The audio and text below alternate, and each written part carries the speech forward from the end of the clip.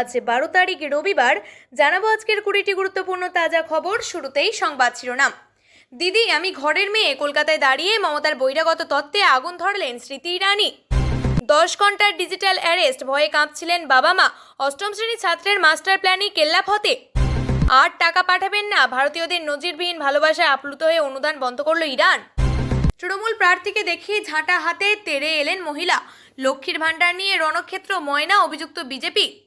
ভোটের মুখে তৃণমূলে বড় ফাটল, চরমে গৃহযুদ্ধ, পদত্যাগ দাপুটে নেতার।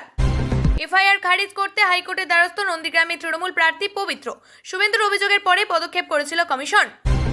প্রাক্তন এনএসজি কমান্ডো দীপাঞ্জন, উত্তরপাড়ায় বিজেপির প্রার্থীর পরিচয় নিয়ে উঠছে প্রশ্ন, উঠছে অশ্লীলতার অভিযোগও। বৈভবকে নিয়ে আগরকরের উপর কি চাপ দেওয়া শুরু করলো বোর্ড? এখনই জাতীয় দলে খেলানোর দাবি উঠল বিসিসিআইয়ের মধ্যে থেকেই। ভবানীপুরে প্রার্থীপদ বাতিলের মাস্টার প্ল্যান ফাঁস, মমতার বিস্ফোরক অভিযোগে কাঁপছে বঙ্গ রাজনীতি। সব সংস্থা দখল করে লক্ষ লক্ষ ভোট কাটার পরেও যদি মোদি বাংলায় হেরে যান তাহলে কি হবে, প্রশ্ন কেজরির। হুমায়ুনের ভাইরাল 1000 কোটির ডিল নিয়ে কি বলছেন ঔষধ। তালিকা ফ্রিজ, ট্রাইব্যুনালে পাশ করা ভোটাররা আদৌ কি ভোট দিতে পারবেন, সোমবার সুপ্রিম কোর্টের সিদ্ধান্ত। আপনাদের কাছে একটা অনুরোধ রইল, আমরা প্রতিদিন চেষ্টা করি আপনাদের জন্য সঠিক, সংক্ষিপ্ত এবং নিরপেক্ষ খবর পৌঁছে দিতে। আমাদের এই ছোট্ট চেষ্টাকে যদি আপনার ভালো লাগে তাহলে দয়া করে একটা লাইক দিয়ে পাশে থাকার বার্তা দিন। আপনাদের একটা লাইকই আমাদের আগামী দিনের অনুপ্রেরণা। এবার এক এক করে দেখে নেব বিস্তারিত খবর। রাজ্যের শাসক দল তৃণমূল কংগ্রেসকে তীব্র আক্রমণ শানালেন কেন্দ্রীয় মন্ত্রী স্মৃতি ইরানি। আরজিকর কাণ্ডের ছায়া, বহিরাগত তকমা, এই অস্ত্রেই শান দিলেন তিনি।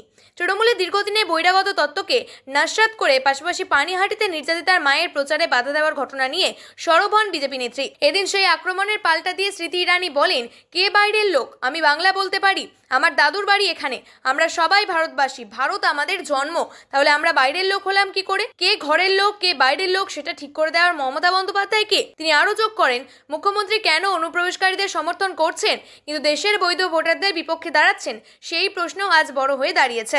ব্যবসায়িক দম্পতিকে প্রায় 10 ঘন্টা ধরে ডিজিটাল অ্যারেস্ট করে রাখা হয়েছিল, তবে অষ্টম শ্রেণীতে পড়ুয়া তাদের সন্তান তন্ময়ের অসীম সাহসিকতা এবং উপস্থিত বুদ্ধির জেরে বড় ধরনের আর্থিক ক্ষতির হাত থেকে রক্ষা পেয়েছেন তারা। বেরেলির বাসিন্দা ব্যবসায়ী সঞ্জয় সাক্সেনা এবং তার স্ত্রীর কাছে একটি অজ্ঞাত নম্বর থেকে ফোন আসে। ফোনের ওপাশে থাকা ব্যক্তিরা নিজেদের তদন্তকারী সংস্থার কর্মকর্তার পরিচয় দিয়ে দাবি করে যে সঞ্জয় সাক্সেনা উগ্রবাদী কার্যকলাপ এবং কোটি টাকার কেলেঙ্কারিতে জড়িত। সাইবার অপরাধীরা জাল ওয়ারেন্ট দেখিয়ে দম্পতিকে মানসিকভাবে বিধ্বস্ত করে ফেলে এবং তাদের ডিজিটাল অ্যারেস্ট করার ঘোষণা দেয়। অপরাধীরা নির্দেশ দেয় যে তারা বাইরে যেতে পারবে না, এমনকি সারাক্ষণ ভিডিও কলে ক্যামেরার সামনে থাকতে হবে, এমনকি খাওয়া বিশ্রামের সময়ও ক্যামেরা বন্ধ করা যাবে না বলে হুমকি দেওয়া হয়। মুখে থাকা ইরানকে সাহায্যের হাত বাড়িয়ে দিয়েছিল ভারতের সাধারণ মানুষ। ভারতীয়রা যে পরিমাণ অভূতপূর্ব ভালোবাসা এবং আর্থিক সহায়তা পাঠিয়েছে তাতে অভিভূত হয়ে এবার অনুদান গ্রহণে বন্ধ করার ঘোষণা করেছে নয়াদিল্লিতে অবস্থিত ইরানের দূতাবাস। বন্ধুর বিপদে বন্ধুর পাশে দাঁড়ানোর চিরাচরিত প্রথা মেনে ভারতবাসী ইরানের সমর্থন এগিয়ে এসেছিল। বিপুল পরিমাণ অর্থ সহায়তার পাশাপাশি সাধারণ মানুষ ত্যাগের মহিমা এই মানবিক উদ্যোগকে এক অনন্য উচ্চতায় নিয়ে গেছে। ইরান স্পষ্ট জানিয়েছে ভারতবাসীর কাছ থেকে তারা প্রত্যাশার চেয়ে অনেক বেশি সাড়া পেয়েছে, তাই এখন আর নতুন করে অর্থ পাঠানোর প্রয়োজন নেই। আবেগের জোয়ারে ভাসছে ইরান দূতাবাস। ইরান দূতাবাস তাদের আনুষ্ঠানিক বিবৃতিতে জানিয়েছে যে ভারতের মহানুভব জনগণের কাছ থেকে পরিমাণ অর্থ সমর্থন সংহতি তারা পেয়েছে, তাতে তারা চিরঋণী। বিবৃতিতে অনুরোধ করা হয়েছে এমনটাই, যেন কেউ আর কোনো অ্যাকাউন্টে অর্থ না পাঠান। এই সিদ্ধান্ত কেবল একটি প্রশাসনিক ঘোষণা নয়, বরং ভারতবাসীর ত্যাগের প্রতি ইরানের গভীর শ্রদ্ধার প্রতিফলন। অভিযোগ, তৃণমূল প্রার্থী এবং তার কর্মী সমর্থকরা হালিশহর এলাকায় পৌঁছতেই চন্দন মণ্ডলের দিকে ঝাঁটা হাতে এগিয়ে আসেন স্থানীয় বাসিন্দারা এবং এক মহিলা। ওই এলাকায় বিজেপির প্রভাব থাকায় স্থানীয় মহিলারা লক্ষ্মীর ভাণ্ডারে টাকা পাচ্ছে না বলে অভিযোগ। সেই অভিযোগে তৃণমূল প্রার্থীর উপরে চড়াও হন এলাকার বাসিন্দারা। অভিযোগ, এই নিয়ে অশান্তির মধ্যেই তৃণমূল প্রার্থী তার সঙ্গীদের উপরে নিয়ে অতর্কিতে হামলা চালায় বিজেপি সমর্থকেরা। রড লাঠি দিয়ে তৃণমূল কর্মীদের মারধর করে, এমনটাই হামলা চালায় বলে অভিযোগ। কর্মী সমর্থকদের মাথাও ফেটেছে বলে অভিযোগ তৃণমূলের। মোট 14 জন কর্মী সমর্থক আহত হয়েছেন বলে দাবি শাসক দলের। রক্তাক্ত এবং গুরুতর জখম অবস্থায় ইতিমধ্যেই তৃণমূল কর্মীদের ময়না হাসপাতালে নিয়ে যাওয়া হয়েছে। থানায় লিখিত অভিযোগ দায়ের করা হবে জানিয়েছে ময়না তৃণমূল নেতৃত্ব। রাজনীতিতে এলো চাঞ্চল্যকর মোড়। দীর্ঘদিনের গোষ্ঠী কোন্দল এবার প্রকাশ্যে বিদ্রোহের রূপ নিয়েছে। তৃণমূল কংগ্রেসের অন্যতম প্রধান মুখ তথা জেলা কমিটির সম্পাদক রাজেশ ছেত্রী পদত্যাগ করে নিজেকে নির্বাচনী প্রচার থেকে সম্পূর্ণ সরিয়ে নেওয়ার কথা ঘোষণা করেছেন। উল্লেখ্য, 5 বছর আগে রাজু শাহী এবং তার স্ত্রী সরিতা সাহির বিরুদ্ধে লড়াই করেই এলাকায় নিজের রাজনৈতিক ভিত্তি মজবুত করেছিলেন রাজেশ। এবার সেই বিরোধী গোষ্ঠীকে গুরুত্ব দেওয়ার সম্মানের প্রশ্নে আপোষ করতে নারাজ তিনি। মাল ব্লকের বাগড়াকোটা মিনা মোড়ে দলীয় কার্যালয়ে সাংবাদিকদের মুখোমুখি হয়ে রাজেশ ছেত্রী জানান, দলীয় পদ থেকে ইস্তফা দিয়েছি, এখন দলে আছি, তবে নির্বাচনের কাজ থেকে নিজেকে সম্পূর্ণ সরিয়ে নিচ্ছি। এলাকায় কোনো গোষ্ঠীকন্দল বা অশান্তি আমি চাই না।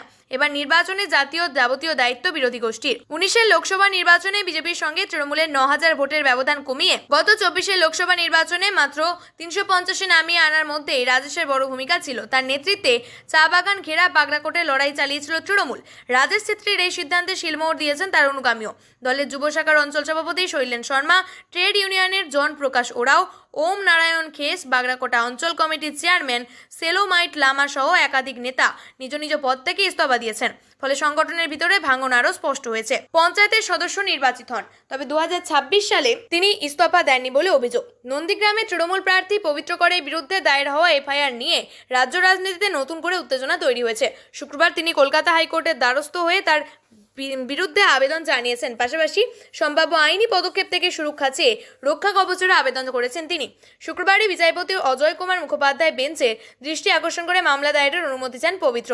আদালতে তাকে মামলা দায়ের করার অনুমতি দিয়েছে বলে সূত্রের খবর। একই সঙ্গে জরুরি ভিত্তিতে শুনানির আবেদনও করেছেন তিনি। আগামী সপ্তাহে ওই মামলার শুনানি হতে পারে বলে আদালত সূত্রে ইঙ্গিত মিলেছে।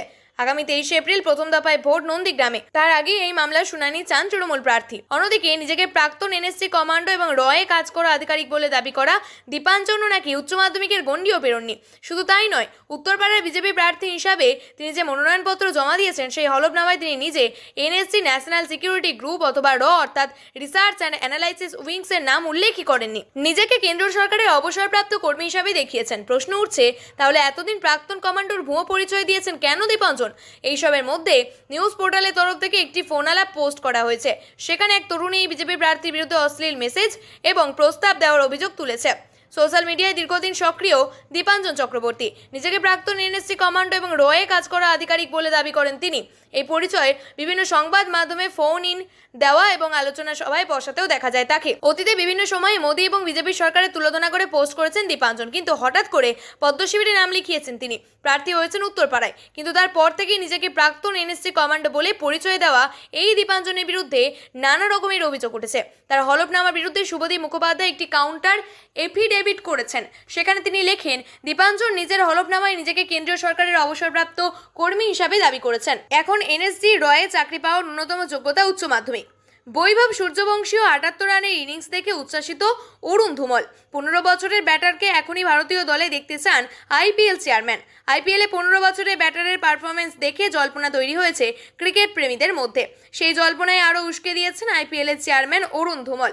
ভারতীয় ক্রিকেট বোর্ডের কর্তার দাবি, এখন ভারতীয় দলের খেলার যোগ্য বৈভব। আন্তর্জাতিক ক্রিকেট সচিনের অভিষেক হয়েছিল 16 বছর 205 বয়সে। বৈভব কয়েকদিন আগে 15 বছর পূর্ণ করেছে। আন্তর্জাতিক ক্রিকেট সংস্থার নিয়ম অনুযায়ী সিনিয়র জাতীয় দলের হয়ে খেলার ন্যূনতম বয়স 15।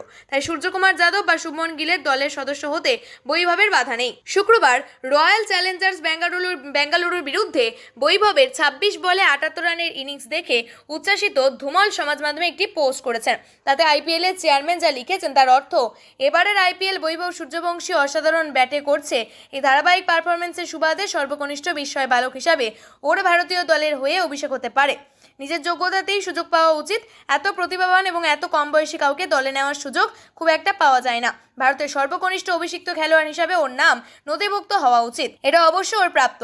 পোস্টটিতে বিসিসিআইকে ট্যাগ করেছেন ধুমল, সঙ্গে দিয়েছেন রাজস্থান রয়্যাল জার্সি পরা বৈভবের ছবিও। মিথ্যা মামলায় দায়ের করা ভবানীপুর আসন থেকে প্রার্থী পদ বাতিলের চেষ্টা করেছিল বিজেপি।